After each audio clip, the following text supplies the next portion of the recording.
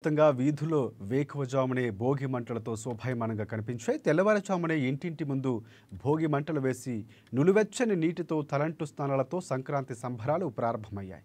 శీతల కాలంలో ఎముకలు కొరికే చలిలో భోగి మంటలు వేసే సంప్రదాయాన్ని సాక్షాత్తు శ్రీమన్ లక్ష్మీ అంశ అయిన గోదాదేవి ప్రజానికానికి పరిచయం చేశారు.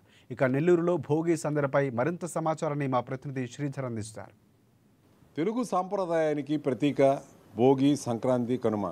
భోగి పండుగ అంటేనే తాటాకు మంటలు, పాత వస్తువులను అగ్నికి ఆహుతి చేసే ఈ పండుగ గోదాదేవికి నిలువెత్తు నిదర్శనం. గోదాదేవి కూడా ఈ మహావిష్ణువు రూపాన్ని పూజించేందుకు, దైవాన్ని దగ్గరయ్యేందుకు అనేక విధానాలను తిరుపావై రూపంలో అందించి ఇక్కడ భోగి మంటల రూపంలో స్వామిలో అంతర్ధానమైంది. ఈ జనవాళికి జీవన విధానాన్ని తెలిపేందుకే గోదాదేవి అవతరించడం, ఇక్కడ ఆ జీవన విధానాన్నంతా వివరించి ఆ మంటల్లో ఐక్యం కావడం గోదా కళ్యాణంగా ఇక్కడ మనం జరుపుకుంటున్నాం. ఇక్కడ మనం చూసినట్టయితే ఈ తెల్లవారే ఈ భోగి వేడుకలు నిర్వహించేందుకు కుటుంబం కూడా అంతా కూడా ఇంటిల్లిపాది సంతోషంగా ఈ వేడుకలను నిర్వహిస్తూ ఉంటారు. ఇక్కడ మనం చూసినట్టయితే ఇక్కడ సీనియర్ సిటిజన్ తేలపల్లి రాఘవయ్య ఇంట్లో ఆనందంతో ఈ భోగిని జరుపుకుంటున్నారు. ఆయన ఎన్నో భోగి సంబరాలను చూశారు.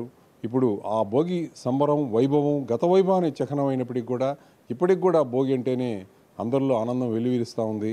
చెప్పండి, ఈరోజు భోగి ఒక విశేషం ఏంటి, ఒక భోగ భాగ్యం ఏంటి, తరతరాలుగా వస్తున్న వైభవం ఏంటి? మొదటిగా నెల్లూరు జిల్లా ప్రజలకు, ఆంధ్ర రాష్ట్ర ప్రజలకే కాకుండా దేశంలో ఉన్న అందరూ కూడా ఈ యొక్క భోగి పండుగ సందర్భంగా ఈ మకర సంక్రమణలో ప్రతి వారు అష్టైశ్వర్యాలతో ఆనందంతో అందరూ కూడా వెల్లివిరియాలని, ముఖ్యంగా రైతులు, మహిళా రైతులు అందరూ కూడా ఈ పండుగని చాలా ఘనంగా జరుపుకుంటారు. ఇది పల్లెటూరులో పోయి చూస్తే ఇంకా ఈ వైభవం పట్టణాల్లో కంటే కూడా పల్లెటూరులో ఎంతో, అక్కడ జంగమ దేవర్లు వచ్చి ఆశీర్వదించటం, బుడబుక్కల వాళ్ళు, గంగిరెద్దుల వాళ్ళు వీళ్ళందరూ చేస్తుంటే ఎంతో ఆనందంగా ఉండే పండగ.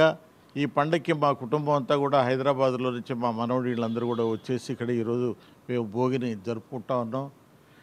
ఈ భోగి రైతుల్లో ఎంతో ఆనందంగా ఇచ్చే ఈ యొక్క సంక్రాంతి పొలాల్లో నుంచి పంటలు, ధాన్యాలన్నీ రావటం, చేతికి రైతులందరూ కూడా డబ్బులు రావటం, అందరూ కూడా డబ్బులు ఖర్చు పెట్టుకుని ఎంతో ఆనందంగా గడిపే పండగ ఇది. కొత్త సంవత్సరం వస్తుందంటే భోగి కోసం అందరం ఎదురు చూస్తూ ఉంటాం. చాలా ముఖ్యమైన పండుగ.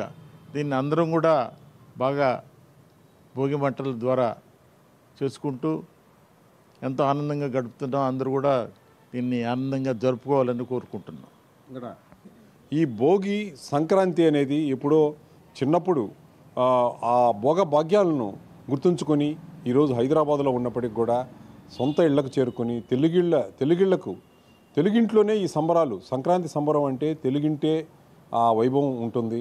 అందుకు దాన్ని ఆస్వాదించేందుకు ఎన్ని పనులున్నా, ఎంత వ్యయ ప్రయాసాలకు వచ్చి ఇక్కడ ఈ తరం బాలలతో కూడా ఇక్కడికి రావడం జరిగింది. మొదటిరి మనతో ఉన్నారు. చెప్పండి, ఈరోజు మీకు తెలిసిన ఈ చిన్నప్పుడు మీరు ఆస్వాదించిన వైభవం ఏంటి, ఇప్పుడున్న వైభవం ఏంటి, మీరు ఇప్పుడు ఈ తరానికి ఈ వైభవాన్ని ఎలా అందిస్తున్నారు? సంక్రాంతి అంటేనే పిల్లలందరికీ భోగి అంటేనే చాలా ఇష్టం. సంక్రాంతి రోజు గాలిపటాలు ఎగరేయడం, ఇంకా కనుమ రోజు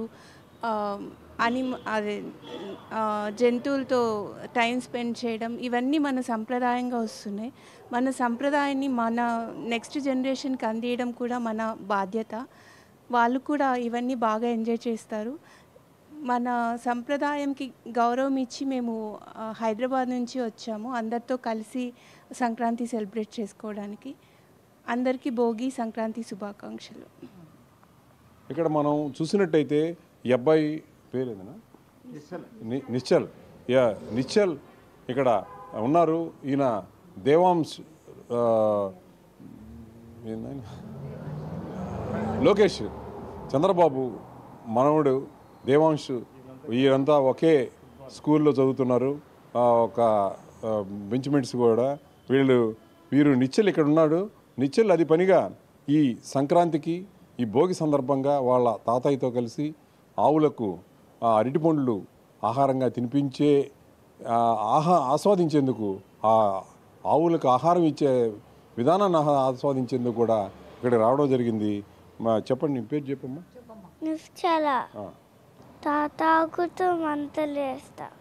ఇక్కడ నిశ్చల్, ఇక్కడ చంద్రబాబు మనవడు దేవాంశ్కు ఫుట్బాల్ కోర్టులో ప్లేయర్గా, సహ ప్లేయర్లుగా వీరంతా కూడా అక్కడ ఆటల్లో ఆనందాన్ని వ్యక్తం చేస్తుంటారు.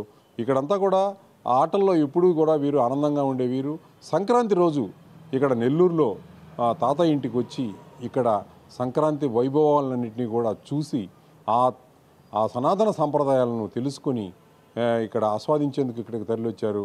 వారి తల్లి మాధురి కూడా ఈ తరం పిల్లలకు తాము చిన్నతనంలో ఆస్వాదించిన సంక్రాంతి వైభవాన్ని వీరికి కూడా అందించేందుకు కూడా ఇక్కడ తరలి రావడం విశేషం. ఇక్కడ మనం చూసినట్టయితే ఈ భోగి మంటల సంభ్రమం ఇక్కడ నెల్లూరు సిటీ కావడంతో అర్ధరాత్రి నుంచే ప్రారంభమవుతుంది.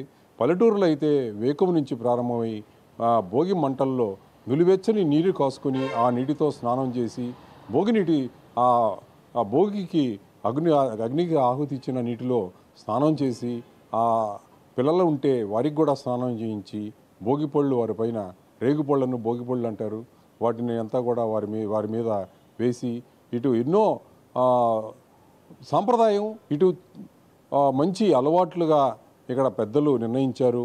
భోగిపళ్ళు పోయడం ద్వారా ఎన్నో దుష్ట ప్రభావాల నుంచి, దుష్ట పరిస్థితుల నుంచి, ఈ చలికాలంలో ఉండే కొన్ని వ్యాధుల నుంచి కూడా దూరం చేసుకునే ఈ విధానాన్ని ఇప్పటికి కూడా సాంప్రదాయానికి విలువనిచ్చి, సాంప్రదాయానికి గౌరవం ఇచ్చి ఇక్కడ జరుపుతూ ఉన్నారు. ఇక్కడ మనం చూసినట్టయితే ఇక్కడ నిశ్చల్ వాళ్ళ తల్లితో కలిసి హైదరాబాద్ నుంచి తాతయ్య ఇంటికి వెళ్ళాలని కోరుకుని ఇక్కడ రావడం జరిగింది.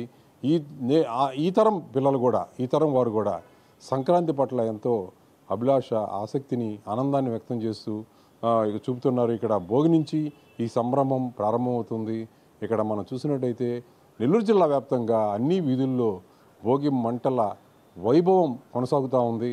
భోగి మంటల వెలుతురులో గోదాదేవి దర్శనమిస్తూ ఇక్కడ భక్తులను ఆశీస్సులకు అందించే క్రమం ఇక్కడ కొనసాగుతూ ఉంది. ఇక్కడ మనం చూసినట్టయితే నెల్లూరులో ప్రధానంగా ఉత్తర శ్రీరంగంగా పిలిచే శ్రీరంగనాథ క్షేత్రంలో గోదాదేవి కొలువై ఇక్కడ ఈ భోగి వైభవాన్ని అందరికి కూడా చాటి చెప్పేందుకు ప్రతీకగా ఇక్కడ కొనసాగుతూ ఉంది. ఇక్కడ అయ్యప్ప ఆలయంలో శ్రీ మహావిష్ణువు కొలువైన ఆలయంలో గోదాదేవి కళ్యాణం ఉదయాన్నే వేకువనే నిర్వహిస్తుంటారు. ఇదంతా నెల్లూరుకు ఒక భాగ్యంగా, సనాతన సాంప్రదాయానికి ప్రతీకగా